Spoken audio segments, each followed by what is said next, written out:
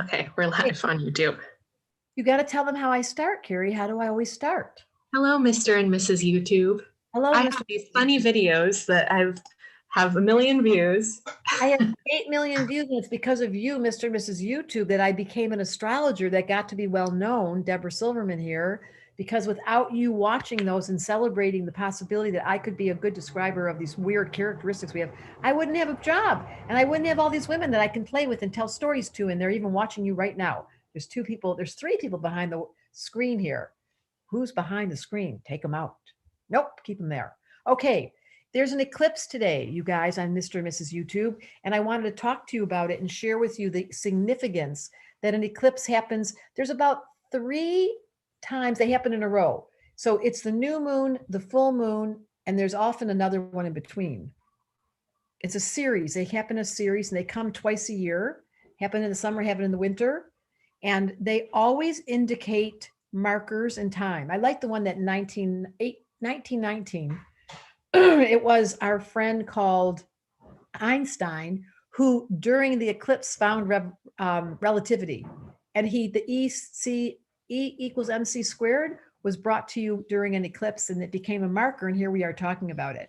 So yes, for some people, this particular double sky of the sun and the moon together, it's a new moon.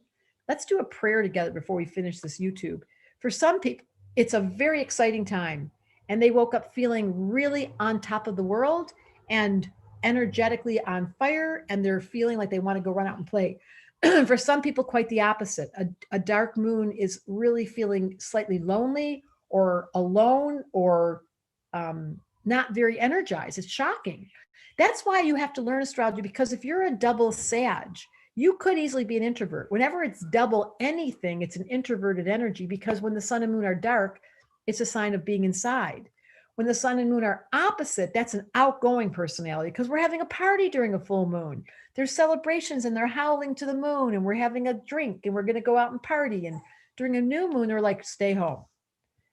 So the question here for all of you that are watching this from Siberia, Russia, wow, I can't even imagine.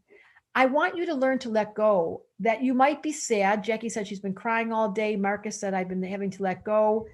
I want you to know that we have a school. This is why I'm doing these free talks, where we teach you in a very simple way how to look at your chart and invest in yourself to understand what energies change and shift for you according to the cycle. So, for example, if you're 23 degrees of Sag, if you're a late degree Sag, if you were born at the tail end of Sagittarius, I'm saying like December 20th, or probably more like, oh no, November, late degree Sag, November, help me, late degree Sag, December 20th to about the 24th, that would be late degree Sag, just before it turns into Capricorn. Anybody born maybe even as soon as December 19th, you're going to be feeling this eclipse. And then people say, well, what will I feel? More meaningful on your part to make an optimistic decision. I want all of you to do this right now. Let's just ask this question during this eclipse. It's very important. We're going to do a video next week on the 21st, and then we're going to do a video on the upcoming year. But right now, if you have Donna, Moon, and Sag, you have an opportunity today to make a conscious decision on what you want to change into joy. I've done it. So I have to deal with internal dialogue around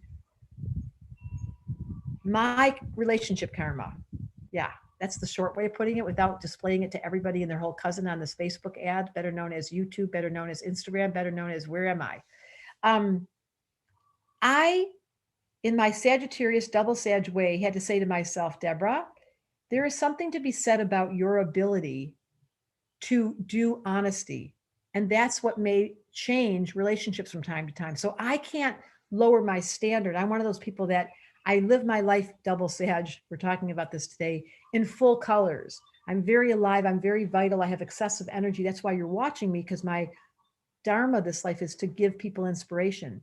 However, there are side effects of being an energized bunny. This is the conversation of fire today. There's side effects of being exceptionally water, where you don't like to talk and you don't want to be outside and you're more introverted and deal with depression. Fire people deal more with excessive energy. So you know what you're dealing with as far as your soul. It has a repetitive theme that reoccurs. Let's just take a moment and think. It could be your job, it could be money, it could be your daughter, it could be your husband, it could be your body's health, your shape of your body, it could be your mother. There's some repetitive theme.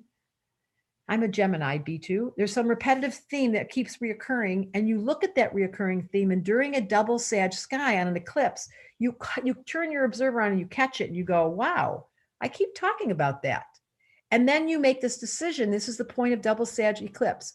You get to make a decision brand new.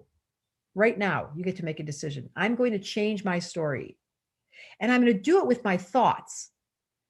And if you're missing an element, Marcus, you're missing fire, I'm going to choose fire. You get to make a conscious decision to choose the missing element, to bring forward acceptance, to give yourself peace. And that's what the school does. It's much more detailed. You're going to study your chart and go, there it is. That's the reason why that's happened my whole life. I've always had health issues.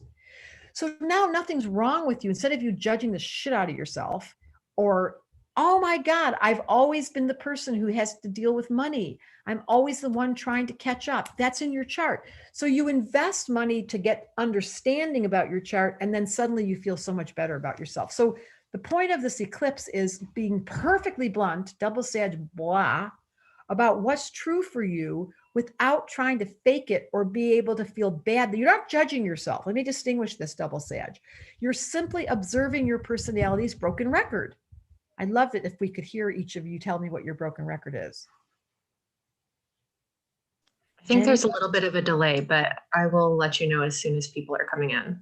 So all of you in this room have some part of your personality that you wish you could change. It doesn't go away. You get to use your double Sag to change the day by you making a decision, or whatever that thing you're about to write down that really bugs you, you can stop letting it bug you with a decision. It's a free will button. I love my weight. I love my husband. I love my kids. I'm going to start focusing on the positive. That's double Sag. Past professional patterns. Yeah. Let's say you've been in a position at work where you end up getting, it's the second time you've gotten fired, or the second time your boss got mad at you, or the second time that your best friend was once your best friend. There's patterns that happen, and you just have to be accepting. With this double Sag eclipse day, you get to rearrange your decisions. I'm too emotional, Victoria. That's because of all your water. Okay, so the short answer here in YouTube is changing your voices in your head, Donna. Procrastination. Boy, do people have that one. But you can decide we're talking about the last minutes of Saturn and Jupiter being in Capricorn.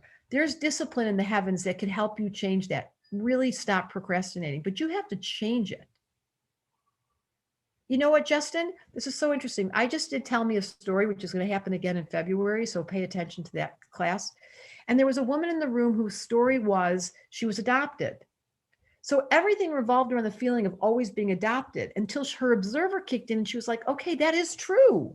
She did grow up with the feeling of not being wanted. It did imprint in her unconscious, but the reframe or the insert is, I love me and my soul's in love with me and I'm choosing to be here. There's a good one, Paul. So that was good for you, Jean. How do I stop procrastinating? How do I choose to be here? Here's one of them. I like this from Paul. Saturn and Gemini. I censor myself. I feel self-conscious. So on comes the observer. I feel self-conscious. We name it. We make a decision. Like that's a repetitive thing. I'm always feeling. But on this eclipse, December 14th, 2020, I made a decision that I'm going to let myself be uninhibited. And then start. Make it an intention. I suddenly realized last night that I love my body for the first time ever. I was really confused what my Sag rising was bringing me, but I think this is it. I love that. Okay, I think we've done it. They get me working on these things and I repeat myself. We're going to go last to my favorite Instagram, but I really want to hear from you guys what pattern on this eclipse you're going to turn into a positive and start loving yourself. I love that example, Paul. I'm going to stop censoring myself. Ta-da! Okay, next stop